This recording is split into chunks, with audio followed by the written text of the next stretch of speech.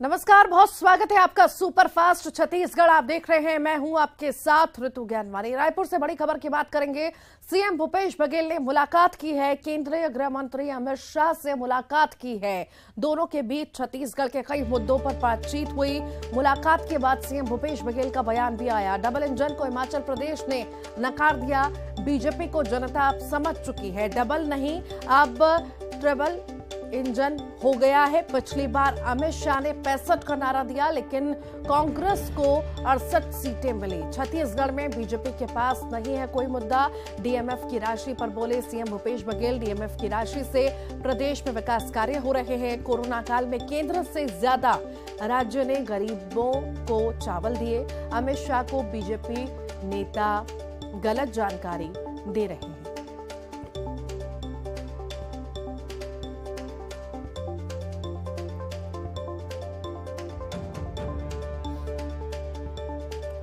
छत्तीसगढ़ में बीजेपी के पास कोई मुद्दा नहीं, ये सीएम भूपेश बघेल द्वारा कहा गया है। बता दें आपको, दरअसल एयरपोर्ट पर मुलाकात केंद्रीय गृह मंत्री अमित शाह और सीएम भूपेश बघेल की मुलाकात एयरपोर्ट पर हुई। साथ ही साथ कई मुद्दों पर बातचीत हुई, चर्चा हुई। मुलाकात के बाद सीएम भूपेश बघेल का बयान भी आया और उन्होंने निशाना साधा।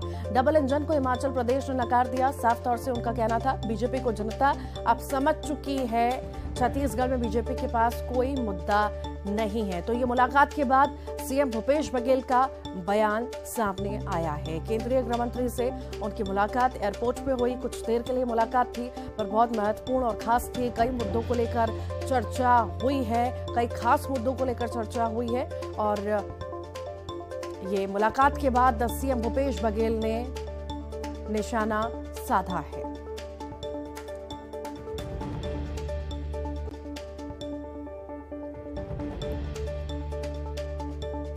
एयरपोर्ट पर अमित शाह से सीएम भूपेश बघेल मिले। दोनों के बीच छत्तीसगढ़ के कई मुद्दों पर बातचीत हुई है। बता दें आपको, काफी देर तक वो साथ रहे, चर्चा हुई, कई सारे मुद्दों को लेकर उनकी बातचीत हुई।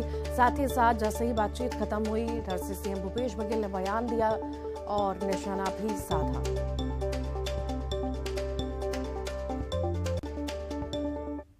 पार के बाद और उस समय मैंने कहा था वो अपने लिए नहीं करें, वो हमारे लिए करें। और हुआ ये कि हम 68 पार करें। अब तो 71 हमारे हैं। तो 2023 भी हमारा है, 2024 भी हमारा हो। जनता जान चुकी है, जो एनडीए की सरकार है 2024 में कुछ 10 साल पूरे होंगे।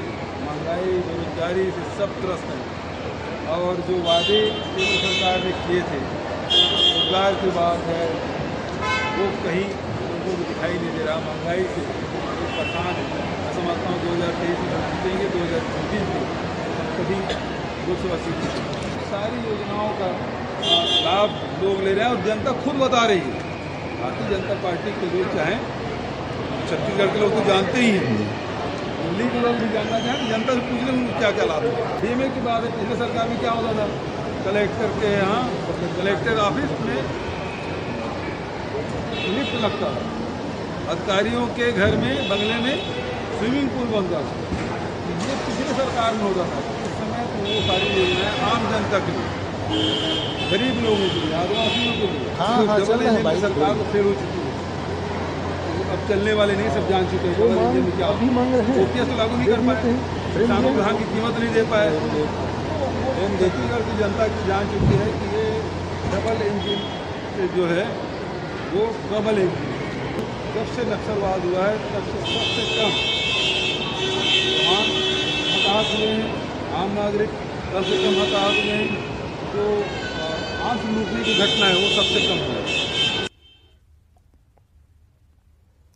केंद्रीय गृह मंत्री अमित शाह आज कोरबा पहुंचे। आम सभा को उन्होंने संबोधित किया। प्रदेश की कांग्रेस सरकार को बदलने के संकल्प के साथ उन्होंने अपना संबोधन शुरू किया। उन्होंने अपने संबोधन में कहा कि पहले सभी छत्तीसगढ़ को बीमारू राज्य कहते थे, लेकिन बीजेपी ने इसे बीमारू से विकसित राज्य बनाने की ओर अग्रसर किया। अमित शाह ने कांग्रेस पर निशाना साधा और सरकार से सवाल पूछा कि जनजातियों के लिए क्या किया। उन्होंने कहा कि बीजेपी ने आदिवासी बेटी द्रौपदी मुर्मू को राष्ट्रपति बनाया। उन्होंने कहा कि 2024 तक छत्तीसगढ़ को नक्सल मुक्त कर देंगे। डीएमएफ फंड को लेकर भी उन्होंने सवाल उठाए। उन्होंने कहा कि नरेंद्र मोदी को अगर 2024 में प्रधानमंत्री बनाना है तो छत्तीसगढ़ में 2023 में बीजेपी की सरकार बनाए।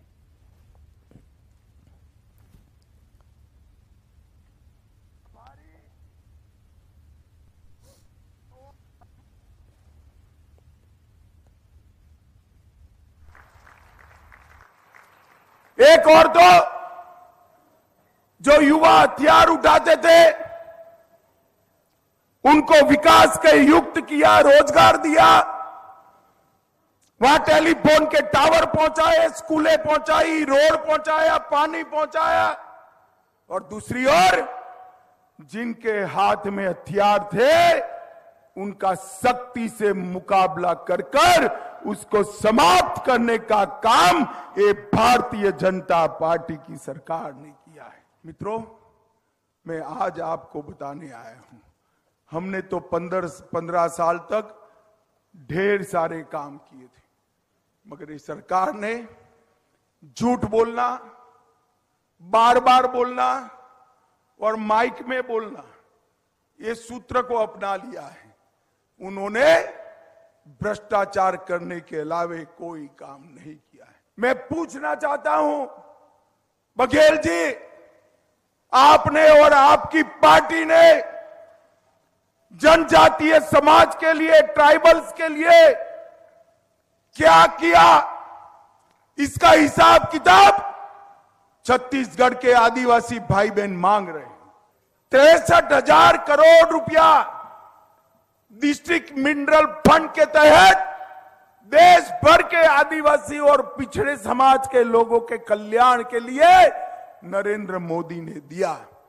और मोदी जी की योजना के कारण छत्तीसगढ़ को 9,243 करोड़ रुपया मिला है। मित्रों, 9,243।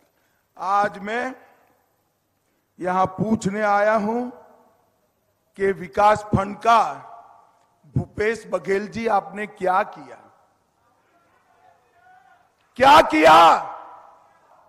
कुछ नहीं। ये 9,234 करोड़ रुपया कांग्रेस के भ्रष्टाचार की भेंट चढ़ गया। भाई कोरबा वालों, हम लोकतंत्र में हिसाब किताब घर पे जाकर नहीं होता है, मत देने का मौका है तब जोर से कमल के निशान पर बटन दबाकर हिसाब किताब कर देना है। बाकी तो उनके भ्रष्टाचार का हिसाब किताब भाजपा की सरकार कर ही लेगी, आप चिंता मत करिए। गरियाबंद से बड़ी खबर की बात करेंगे। राज्य में सीएम भूपेश बघेल का बड़ा बयान सामने आया। बीजेपी के राम युद्धक और हनुमान आक्रामक नजर आते हैं, जबकि कांग्रेस के श्री राम वनवासी हैं। राम को बीजेपी वोट दिलाने वाले के रूप में देखती है। बीजेपी भगवान राम के नाम पर राजनीति करती है।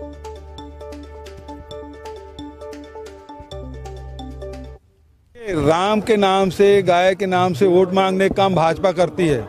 न गाय की सेवा करती है, न राम के रास्ते में चलते हैं। वो लोग हिंसा के रास्ते में चलते हैं। राम राज्य की बात नहीं करते।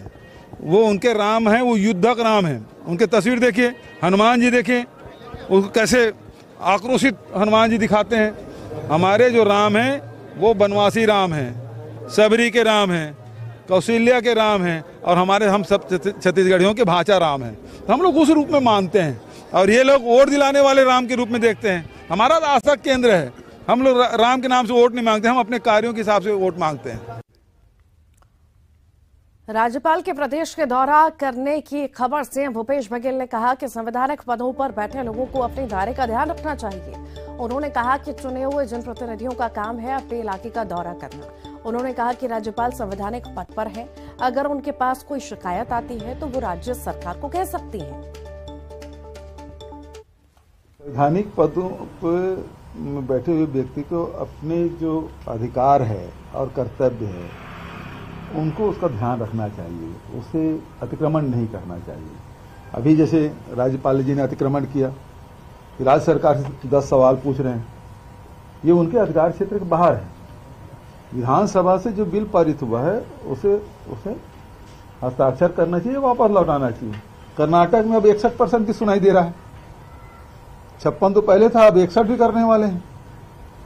वहां राज्यपाल दस्तखत कर रहे हैं, यहाँ राज्यपाल राजनीति कर रही है, राजभवन के माध्यम से राजनीति कर रहे हैं। अब दौरा करेंगे, समस्या का निदान करेंगे, मतलब ये मंत्रिमंडल है उनके सलाहकार के रूप में। यदि कोई आपके पास शिकायतें आती है, कोई जानकारी आती है, तो उसे आप सरकार को सौंप दें, सरकार से जानकारी लें, ये उनका कार्य है। वो फील्ड में जाके सीधा काम नहीं करेंगे, उसके लिए उसको मनोनीत किया गया है, यहाँ निर्वाचित नहीं है।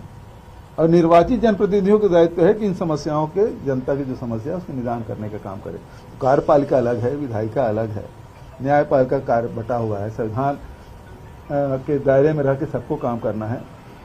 तो ये राष्ट्रपति के प्रतिनिधि के रूप में यहाँ है और उनका फील्ड में सीधा ये काम नहीं हुआ, वो काम नहीं हुआ, ये करने का नहीं है। यदि आपके पास कोई जानकारी आती है जरूर उसके बारे में जानकारी लें राज्य सरकार से।